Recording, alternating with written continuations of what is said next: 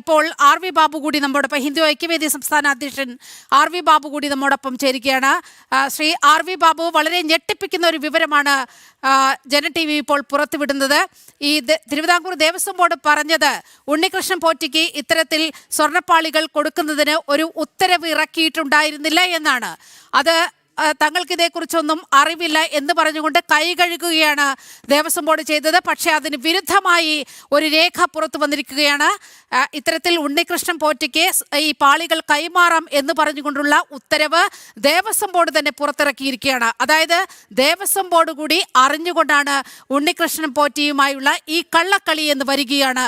ഈ ഘട്ടത്തിൽ അങ്ങയുടെ പ്രതികരണം? കൃഷ്ണൻ പോറ്റിയും ദേവസ്വം ബോർഡും തമ്മിലുള്ള ഒത്തുകളിയാണ് ഇത് എന്നുള്ള ഇതിനകം തന്നെ വ്യക്തമായി കഴിഞ്ഞൊരു കാര്യമാണ്. അതാത് സമയത്തുള്ള ദേവസ്വം ബോർഡുകളുമായിട്ടൊക്കെ ഉണ്ണികൃഷ്ണ അന്നത്തെ ഭരണാധികാരികൾ ആരൊക്കെയാണോ, അത് കടകംപള്ളി സുരേന്ദ്രൻ മന്ത്രിയായിരിക്കുമ്പോൾ, അത് പത്മകുമാർ ദേവസ്വം ബോർഡ് പ്രസിഡന്റ് ആയിരിക്കുമ്പോൾ, വാസു ദേവസ്വം ബോർഡ് പ്രസിഡന്റ് ആയിരിക്കുമ്പോൾ, ഇപ്പോ പ്രശാന്ത് ദേവസ്വം ബോർഡ് പ്രസിഡന്റ് ആയിരിക്കുമ്പോൾ, ഈ സമയത്തൊക്കെ ഉണ്ണികൃഷ്ണൻ പോറ്റി എന്ന ഈ പറയുന്ന അവതാരം അവിടെ യഥേഷ്ടം തന്റെ ഇംഗിതത്തിനനുസരിച്ച് പ്രവർത്തിച്ചിട്ടുണ്ട് എന്നുള്ള കാര്യത്തിൽ യാതൊരു സംശയമില്ല. ഇപ്പൊ പുറത്തു വരുന്ന വാർത്തകൾ ഈ ദേവസ്വം ബോർഡ് മറ്റുള്ളവരിൽ പഴിചാരി രക്ഷപ്പെടാൻ വേണ്ടിയുള്ള ശ്രമമാണ് നടത്തിക്കൊണ്ടിരിക്കുന്നത്. ഇന്നലെ മുതൽ നമ്മളത് പറഞ്ഞുകൊണ്ടിരിക്കുന്നുണ്ട്.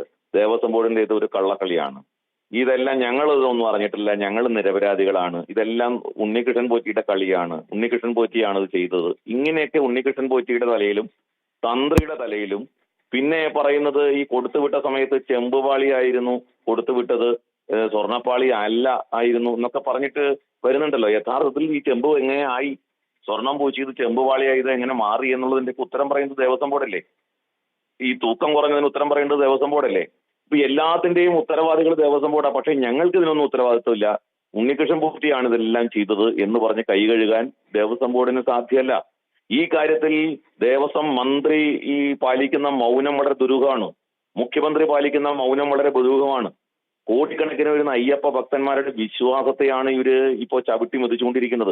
അവരുടെ വിശ്വാസികളുടെ വിശ്വാസം വ്രണപ്പെടുത്തുന്ന തരത്തിലുള്ള പ്രവർത്തനം ശബരിമലയിൽ കുറെ കാലങ്ങളായിട്ട് നടന്നുകൊണ്ടിരിക്കുന്നു. ഇതിനെ സംബന്ധിച്ച് മുഖ്യമന്ത്രിക്കൊന്നും പറയാനില്ലേ? ദേവസ്വം മന്ത്രിക്കൊന്നും പറയാനില്ലേ? ഈ നാട്ടിലെ ഈ പറയുന്ന അയ്യപ്പ സംഗമം പോലുള്ള കാര്യങ്ങൾ നടത്തി ഈ നാട്ടിലെ വിശ്വാസികളെ വഞ്ചിക്കാൻ, വിശ്വാസികളെ കബളിപ്പിക്കാൻ ശ്രമിച്ച സമയത്ത് അതിനെ എതിർത്ത ആളുകൾക്കെതിരെ വാളും പരിചയം എടുത്ത് രംഗത്ത് വന്നവരായിരുന്നല്ലോ ഇവിടെ രാഷ്ട്രീയ നേതാക്കന്മാർ പലരും. അപ്പോൾ അവരൊക്കെ ഇന്ന് ഇതിനെക്കുറിച്ച് എന്താ മൗനം പാലിക്കുന്നത്? എനിക്ക് ഇവിടുത്തെ സംഘടനകളോട്, ഹിന്ദു സംഘടനകൾ, പ്രമുഖരായിട്ടുള്ള NSS, SNDP തുടങ്ങിയ ഹിന്ദു സംഘടനകൾ, ആ സംഘടനകൾ തങ്ങൾ ചതിക്കപ്പെട്ടിരിക്കുന്നു, വഞ്ചിക്കപ്പെട്ടിരിക്കുന്നു എന്ന കാര്യം അവർ തിരിച്ചറിയണം. ഈ ശബരിമല സന്നിധാനവും ശബരിമലയും സംരക്ഷിക്കാൻ ഈ ഗവൺമെന്റിനോ ഈ ദേവസ്വം ബോർഡിനോ സാധ്യമല്ല. അവരെ വിശ്വസിച്ച് എന്തെങ്കിലും ചെയ്യുന്നത്, അവരെ സപ്പോർട്ട് ചെയ്യുന്നത് ഒരുപക്ഷെ അത് വിശ്വാസികൾക്ക് വലിയ തോതിൽ കനത്ത മുറിവായിരിക്കും ഏൽപ്പിക്കുക. അതുകൊണ്ട് ഈ അയ്യപ്പ സംഗമത്തിന്റെ പേരിൽ ശബരിമലയെയും ഈ ദേവസ്വം ബോർഡിനെയും സർക്കാരിനെയും പിന്തുണച്ചത് സത്യത്തിൽ തെറ്റായി പോയി എന്ന് അവർ തിരിച്ചറിയുന്നില്ല. അവർ വഞ്ചിക്കപ്പെട്ടിരിക്കുകയാണ്, അവർ കബളിപ്പിക്കപ്പെട്ടിരിക്കുകയാണ്, അവരെ ചതിച്ചിരിക്കുകയാണ് സർക്കാരും ദേവസ്വം ബോർഡും. അപ്പോ അവരുടെ ആ നിലപാട് മാറ്റുന്ന ഒരു സമീപനത്തിലേക്ക് വരുന്നത് വിശ്വാസികൾക്ക് വലിയ ആശ്വാസകരമായിരിക്കും എന്നാണ് എനിക്ക് പറയാനുള്ളത്. അതുകൊണ്ട് എനിക്ക് NSS, SNDP അടക്കമുള്ള സംഘടനകളോടും ആ കാര്യം പറയാനുണ്ട്. ഈ കാര്യത്തിൽ അവരുടെ നിലപാട് കുറച്ചുകൂടി ശക്തമായിട്ട് സർക്കാരിന്റെയും ദേവസ്വം ബോർഡിന്റെയും ഈ തട്ടിപ്പുകൾ അത് ബോധ്യം വന്ന സ്ഥിതിക്ക് ഇനി അവരെ പിന്തുണയ്ക്കുന്ന സമീപനത്തിൽ നിന്ന് മുന്നോട്ട് പോകുന്നത് വിശ്വാസികൾക്ക് വലിയ മുറിവേൽപ്പിക്കുന്ന കാര്യമാണ് എന്നുകൂടി ഞാൻ ബന്ധപ്പെട്ട സംഘടനകളെ അറിയിക്കാൻ ആഗ്രഹിക്കുക. 98-ലാണ് വിജയ് മല്യ സന്നിധാനത്തിൻ്റെ മേൽക്കൂര അടക്കം സ്വർണം പൂശിയത്. ഇപ്പോൾ ഈ സ്വർണ്ണപ്പാളി ഇളക്കിക്കൊണ്ടുപോകുന്നു, അതുപോലെ തങ്കവാതിൽ ഇളക്കിക്കൊണ്ട് പോകുന്നു. ഇപ്പോൾ സ്വാഭാവികമായിട്ടും ഭക്തർ ഉന്നയിക്കുന്ന ഒരു ചോദ്യം, ഈ സോപാനത്തിനകത്ത് യഥാർത്ഥത്തിൽ അയ്യപ്പൻ്റെ വിഗ്രഹം തന്നെയാണോ? ഇനി ഒരു പരിശോധനയ്ക്ക് വിധേയമാക്കുകയാണെങ്കിൽ അയ്യപ്പ വിഗ്രഹത്തിലും എന്തെങ്കിലുമൊക്കെ കൃത്രിമത്വം ഈ കൂട്ടർ കാണിച്ചിട്ടുണ്ടാകും എന്ന് സ്വാഭാവികമായും സംശയിക്കാമല്ലോ. വിശ്വാസികളല്ലാത്തവരാണ് ക്ഷേത്രം ഭരിക്കുന്നത്, ദേവസ്വം ബോർഡ് ഭരിക്കുന്നത്. ഇപ്പോ പ്രശാന്ത് ഞാൻ വിശ്വാസിയാണ്, ഞാൻ പഴയ കോൺഗ്രസ്സുകാരനാണ്, എനിക്ക് എന്റെ വിശ്വാസത്തിലൊന്നും കുഴപ്പമില്ല. പക്ഷെ നമുക്കറിയാം അതേ പ്രശാന്താണ് ശബരിമലയിലെ മറ്റേ അയ്യപ്പ സംഗമത്തില് ശരണം വിളിച്ചത് മുട്ടി ചുരുട്ടിയിട്ടാണെന്നാണ്. അപ്പോ ഇപ്പോ പ്രശാന്ത് ആരുടെ കൂടെയാണോ നിൽക്കുന്നത് അവരുടെ സ്വഭാവം കാണിക്കുന്ന ആളാണ് എന്ന് വേണം മനസ്സിലാക്കാൻ. അതുകൊണ്ട് അദ്ദേഹത്തിന്റെ വിശ്വാസത്തിൽ കാപട്യമുണ്ടോ എന്ന് ആരെങ്കിലും സംശയിച്ചാൽ അതിനെ കുറ്റം പറയാൻ സാധ്യമല്ല. കാരണം അദ്ദേഹത്തിന്റെ നടപടി ആ നിലയ്ക്കാണ് നമ്മൾ കണ്ടത്.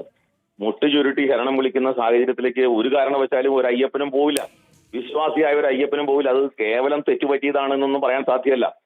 അങ്ങനെ നമുക്ക് തള്ളിക്കളയാൻ പറ്റില്ല.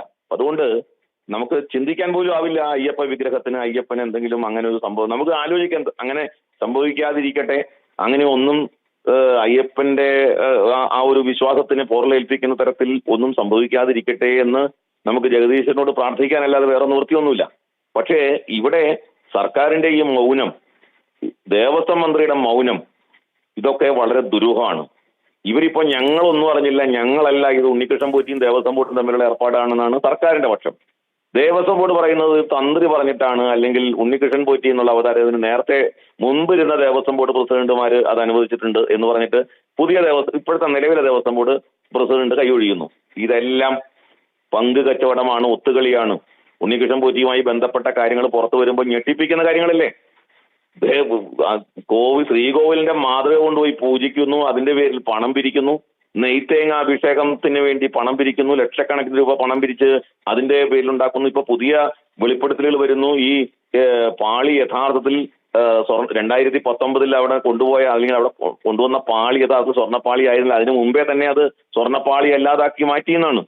എന്ന് വെച്ചാൽ ഇതിന്റെ പിന്നിൽ പ്രവർത്തിച്ച ശക്തികൾ എന്ന് പറഞ്ഞാൽ കേവലം ഒരു ഉണ്ണികൃഷ്ണൻ പോറ്റിയല്ല, ദേവസ്വം ബോർഡ് ഭരണാധികാരികൾക്ക് മുഴുവൻ ഇതിന് ഉത്തരവാദിത്വമുണ്ട്.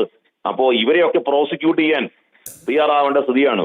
ഈ ദേവസ്വം ബോർഡ് ഭരണാധികാരികളെ 99 മുതലുള്ള ദേവസ്വം ബോർഡ് ഭരണാധികാരികളെ നിയമത്തിന്റെ ഇതിലേക്ക് കൊണ്ടുവരണം.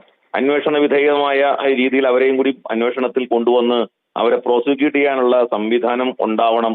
എങ്കിൽ മാത്രമേ വിശ്വാസികൾക്ക് ഈ കാര്യത്തിൽ ഒരു വിശ്വാസപൂർണമായ രീതിയിലേക്ക് മാറുകയുള്ളൂ എന്ന ഒരു സ്ഥിതിവിശേഷം ഇപ്പോൾ ശബരിമലയുമായി ബന്ധപ്പെട്ട് രൂപപ്പെട്ടിരിക്കുകയാണ്. ശ്രീ ആർ വി, ഒറ്റ കാര്യം കൂടി, അതായത് ഇപ്പോൾ ദേവസ്വം ബോർഡിനെയാണ് പ്രതിക്കൂട്ടിൽ നിർത്തിയിരിക്കുന്നത്. പ്രതിപ്പട്ടികയിൽ ദേവസ്വം ബോർഡുണ്ട്, ഉണ്ണികൃഷ്ണൻ പോറ്റിയുണ്ട്.